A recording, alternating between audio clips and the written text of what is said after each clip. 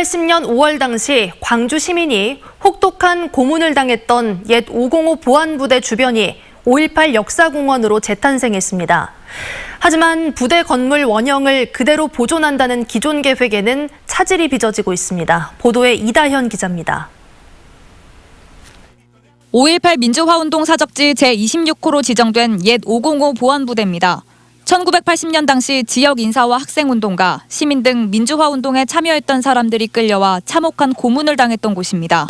밤 12시에 이렇게 끌려와가지고 지하실 갑방에 이렇게 갇혔기 때문에 주위를 돌아볼 여지도 없었고, 그리고 공포라는 것은 지하실 공포라는 게 또 있잖아요. 음습하고 무섭고 이제 고문이 시작되겠구나 하는 그런 공포를 느꼈는데, 원형 복원 사업을 추진한 광주시는 3만 6천 제곱미터 부지에 5.18 민주화운동 과정을 정리한 역사 배움터와 시민을 위한 산책로, 주차장을 지었습니다. 민주화운동에 참여했던 사람들을 연행하고 고문했던 옛 505 보안부대 건물입니다. 이곳 건물 주변으로 5.18 역사공원이 만들어져 시민들에게 개방됩니다. 하지만 정작 본관과 면회실 등 건물 4개 동을 원형 그대로 복원하겠다는 계획은 차질이 빚어지고 있습니다. 현재의 건물을 개보수하기 위해서는 관련법상 건축물 대장이 필요한데 보안 건물이라는 특성으로 등록조차 되지 않았기 때문입니다. 이를 뒤늦게 한 광주시는 건축물 대장을 새로 등록하기 위한 절차를 밟고 있는데, 이마저도 장애인과 노약자를 위한 편의시설을 갖춰야 할 필요가 있어 원형 보존이 쉽지는 않은 상황입니다. 루프도 좀 안 만들 수도 있고, 또 엘리베이터 같은 엘리베이터 그런 것도 좀 안 만들 수도 있고, 아무튼 저희들이 원형 복원 사업을 하는데 굉장히 유리한 조건이 돼서 이제 저희들이 그 시 등록 문화재로 신청을 하게 된 겁니다. 원형 복원이 추진되고 있는 국군 광주병원 등 군과 관련된 다른 5.18 사적지도 같은 이유로 절차상 차질이 빚어질 상황입니다. MBC 뉴스 이다현입니다. 최근 고용률을 비롯한 여러 경제 지표들이 분명한 경기 회복세를 보여주고 있습니다. 경기 회복이야 반길 일이지만 은행권의 대출 금리가 덩달아 오르고 있어 금융 소비자들의 이자 걱정이 커지고 있습니다. 보도에 우종훈 기자입니다. 올 들어 지난달까지 일할 사람을 찾는다며 광주 사랑방에 들어온 구인 광고는 23만 1000여 건, 작년 같은 기간보다 25% 가까이 늘었습니다. 코로나 확산 전인 2019년 수준도 웃돌았습니다. 일상이 된 사회적 거리두기와 백신 접종 등이 긍정적으로 작용하면서 지역 내 소비 심리가 조금씩 살아나고 있습니다. 특히 서민들이 이렇게 종사하는 곳이 많은 그 업종들이 그 4월 같은 경우에는 작년을 상회해서 이제 채용권을 증가하는 이런 추세를 보였었는데요. 여기에 1, 4분기 수출이 2자릿수 이상 늘어난 것을 비롯해 공업 생산과 소매 판매, 소비자 물가까지 모든 경제 지표가 뚜렷한 회복세입니다. 반면에 시중금리의 오름세는 소비자들에게 부담으로 다가오고 있습니다. 이달 초 기준 4대 시중은행의 신용대출 금리는 지난해 7월과 비교해 0.6%포인트 가까이 높아졌습니다. 주택담보대출 금리 역시 0.3%포인트 올라 추가 부담해야 할 이자 부담만 연간 최저 30만 원에 이를 것으로 보입니다. 흔히 금리 상승을 경기 회복의 그림자라고 합니다. 이런 가운데 일부에서는 물가 상승 압박 등을 이유로 한국은행이 선제적으로 기준금리를 올려야 한다는 목소리까지 내고 있어 금융 소비자들의 이자 부담은 당분간 커져갈 전망입니다. MBC 뉴스 우종훈입니다. 전남 지역에서 생산되는 농수산 가공식품이 세계 최대 온라인 쇼핑몰 아마존에 잇따라 입점하고 있습니다. 70여 개 품목이 수출되면서 아마존의 전남 브랜드관이 개설됐습니다. 김양훈 기자가 취재했습니다. 한국농수산식품유통공사 비축기지 대형 컨테이너에 전남산 농수산식품을 싣고 있습니다. 미국 온라인 쇼핑몰인 아마존에 입점해 있는 전남 지역 업체들이 생산한 농수산식품입니다. 곤드레 나물과 유자주스 등 20만 달러 상당의 19개 제품입니다. 전남 지역 제품이 미국 온라인 쇼핑몰인 아마존에 처음 입점한 것은 지난해 7월. 이후 입점된 제품이 꾸준히 증가해 현재는 68개 품목으로 늘었습니다. 아마존 라이브 판매 방송에서도 전남산 농수산식품은 인기를 끌고 있습니다. southern part of Korea, and it's surrounded by gorgeous, beautiful sea, which is very clean, clean water, and it can be a very good habitat for lots of good seafood, including the seaweed. 덕분에 지난해 6차례에 걸쳐 130만 달러 규모의 제품이 아마존 미국 온라인 쇼핑몰에 수출됐고 올 들어서도 벌써 4차례에 걸쳐 제품이 수출됐습니다. 수출 기업 가운데 절반 이상은 전남 수출 초보 기업. 이 때문에 도내 농수산식품 수출 기업을 대상으로 한 아마존 입점 컨설팅도 수시로 진행되고 있습니다. 지방자치단체 가운데 최초로 전남 농수산식품을 전문으로 판매할 전라남도 브랜드관도 아마존에 개장했습니다. 미 특허청으로부터 수출 상표 특허도 출원했습니다. 두려움도 많이 있었습니다. 그런데 입점 준비부터 물류의 안정적인 기반까지 잘 준비되어 있는 브랜드관이 활성화되고 있는 모습을 보고 있어서 좋은 수출 실적을 만들어가고 있는 것 같습니다. 전라남도는 미국 아마존 김치 입점을 위한 현지 소비자 선호도 조사를 진행하고 있는 등 올해 수출 목표는 500만 달러. 올 초에는 농수산식품 수출기업 9곳과 함께 유럽연합 아마존 지출을 위한 첫 번째 수출 선적식도 가졌습니다.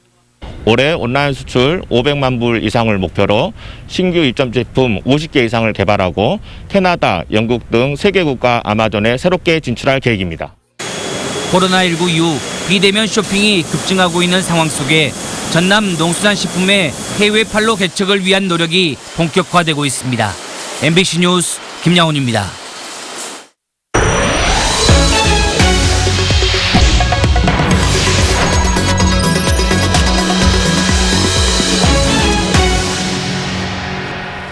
철강 제품을 생산하는 공장에서 일하던 40대 노동자가 기계에 끼어 숨지는 사고가 발생했습니다. 사고 현장에 방호 덮개 등 안전 설비는 설치돼 있지 않았습니다. 조희원 기자가 보도합니다. 철강 제품을 생산하는 한 공장. 가동이 중단된 컨베이어 벨트 주변에 폴리스 라인이 쳐졌습니다. 오늘 오전 8시쯤 이 공장에서 일하던 43살 A씨가 기계에 끼어 숨졌습니다. A씨가 근무하던 공정은 C자 모양의 형광을 만드는 일명 롤포밍 라인으로 3인 1조로 일하고 있었습니다. 사고 당시 함께 일하던 직원들은 경찰 조사에서 순식간에 사고가 발생해 사고 상황은 보지 못했지만 A씨가 기계에 문제가 생겼는지 살펴보던 도중 기계가 멈추지 않아 사고가 난 것으로 보인다고 진술한 것으로 알려졌습니다.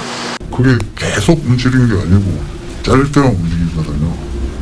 그 상황에 머리를 쭉 얼굴을 다쳤는데 119를 좀 불러달라고 그래서 이제 출근한 지 1시간 만에 싸늘한 시신이 되었다는 믿지 못할 소식을 접한 A씨의 가족들은 황망한 심정을 감추지 못했습니다. 사고 발생 수시간이 지났지만 사고에 대해 아무런 설명도 하지 않는 회사 측에 대해서도 분통을 터뜨렸습니다. 우리가 3시에요. 어린데 아침에 밥 먹고 출근한 지 1시간도 안 됐어요. 전화로 와서 그냥 사망했다고 아무것도 없이 사망했다고 소리가 안 됐어요. 유가족들은 3년차 숙련된 노동자인 A씨가 사고를 당했다는 건 그만큼 현장 안전 설비가 미흡한 탓이라고 지적하고 있습니다. 실제로 A씨가 끼어 숨진 기계 주변에는 방호 덮개 등이 설치되어 있지 않았습니다. 이에 대해 회사 측은 사람 손이 필요하지 않은 공정이기 때문에 사고가 날 것을 예상하지 못해 안전 설비를 설치하지 않았다고 해명했습니다. 고용노동부는 우선 해당 공장에 부분 작업 중지 명령을 내렸습니다. 경찰은 공장 관계자들을 상대로 정확한 사고 경위와 과실 여부 등을 조사할 계획입니다. MBC 뉴스 조희원입니다. 광주 노래연습장 방문자를 중심으로 확진자가 이어지는 가운데 오늘 광주에서는 코로나19 확진자 8명이 추가됐습니다. 광주시에 따르면 광주 북구 소재 노래연습장 방문자에 대한 검사 결과 방문객 2명이 확진 판정을 받아 관련 확진자는 7명으로 늘었습니다. 이외에도 상무지구 유흥업소 관련 1명, 서구 동료 지인 모임 관련 1명, 감염 경로를 알 수 없는 4명 등 6명이 추가로 확진 판정을 받았습니다. 새해 첫날 음주 상태에서 차를 몰다 여성을 숨지게 한 20대 남성이 징역 8년을 선고받았습니다. 광주지법 형사 8단독은 특정 범죄 가중처벌 등에 관한 법률 위반 등의 혐의로 구속 기소된 운전자 28살 A씨에게 징역 8년을 선고했습니다. A씨는 지난 1월 1일 밤 광주시 광산구 수안동의 한 도로에서 면허 취소 수준의 만취 상태로 차를 몰다 신호대기 중이던 27살 B씨의 차량을 들이받아 숨지게 한 혐의를 받고 있습니다. 광주시가 조정 대상 지역을 일부 해제하도록 정부에 요청하는 방안을 검토하고 있습니다. 광주시는 5월 말까지 주택 가격과 거래량, 청약 경쟁률 등의 부동산 시장 동향을 면밀히 분석한 뒤 투기 우려가 없고 가격이 안정된 지역에 대해서는 조정 대상 지역 지정 해제를 국토부에 요청하겠다고 밝혔습니다. 국토부는 지난해 말 광주 5개 구를 모두 조정 대상 지역으로 지정했고 오는 6월 재지정 여부를 결정할 예정입니다. 지난주 3박 4일간의 광주 지역 진심 일정을 마치고 상경했던 민주당 이낙연 전 대표가 다시 호남을 찾았습니다. 이낙연 전 대표는 1박 2일 일정으로 목포를 찾아 새벽 시장 등을 돌며 자영업자 소상공인들과 어려운 지역 경기 활성화 방안에 대해 대화를 나눴습니다. 또 강진의료원을 찾아 의료진을 격려하고 나주 혁신도시를 방문해 혁신도시 발전 방향 주민 간담회에도 참석했습니다. 당대표 선거 출마를 선언한 국민의힘 나경원 전 의원이 첫 일정으로 광주를 찾았습니다. 나경원 전 의원은 출마 선언 이후 국립 5.18 묘지를 참배하고 국민의힘 광주시당에서 당직자들을 만나 광주 민심을 들었습니다. 이번 방문에 대해 나 전 의원은 당이 잘못한 점에 대해 반성부터 하는 게 국민들께 다가가는 것이라고 생각한다고 말했습니다. 국민의힘은 당대표 선출을 위한 전당대회를 앞두고 오는 30일 광주에서 첫 합동연설회를 열기로 했습니다.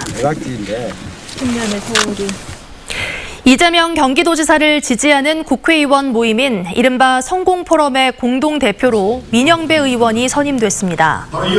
민영배 의원은 재선의 김병욱 의원과 함께 성공포럼의 공동대표를 맡았고 30여 명의 창립회원 명단에는 서삼석 의원과 주철현 의원이 이름을 올렸습니다. 성공포럼은 성장과 공정 두 가치를 목표로 한 정책 연구 모임입니다. 발제자와 토론자들 좀 나와주시죠. 광주 군공항 이전 범정부 협의체 2차 회의가 내일 서울 정부청사에서 열립니다. 이번 2차 회의에는 국무조정실과 국방부, 광주시, 전라남도 공항 총괄 책임자 등이 참석할 예정으로 현재 진행 중인 용역 진행 과정 등에 대해 논의할 것으로 알려졌습니다.